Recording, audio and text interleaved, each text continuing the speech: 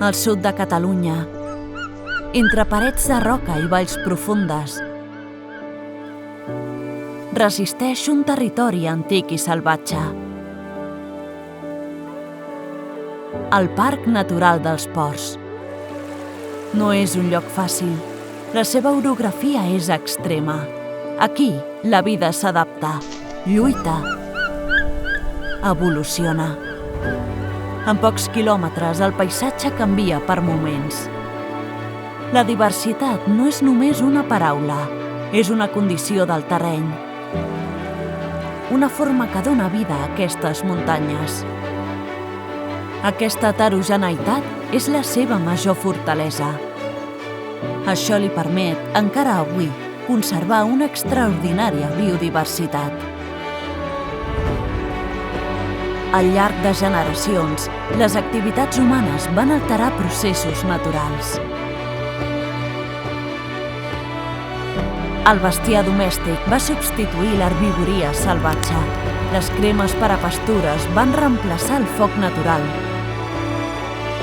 I la tala de fusta va modificar la dinàmica natural dels boscos, esvaint la seva maduresa ecològica. Aquestes activitats, a la seva manera, van ajudar a mantenir uns certs equilibris ecològics, però han desaparegut de manera sobtada i en la seva absència, els ecosistemes s'han reconfigurat sobre una base alterada.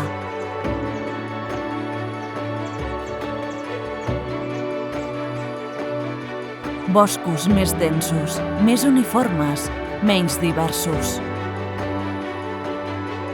A tot això se suma l'avanç del canvi climàtic, menys aigua, més calor i fenòmens més extrems. Un escenari exigent.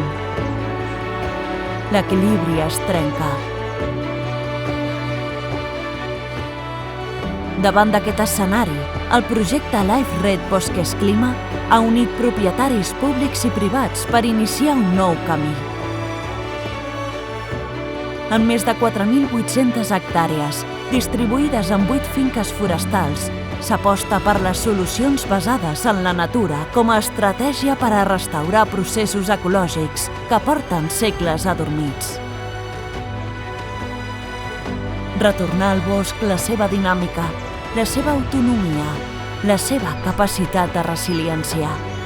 En un territori abrupte i difícil, la natura pot ser la millor eina, perquè, a vegades, per cuidar un bosc, només cal deixar que torni a ser-ho.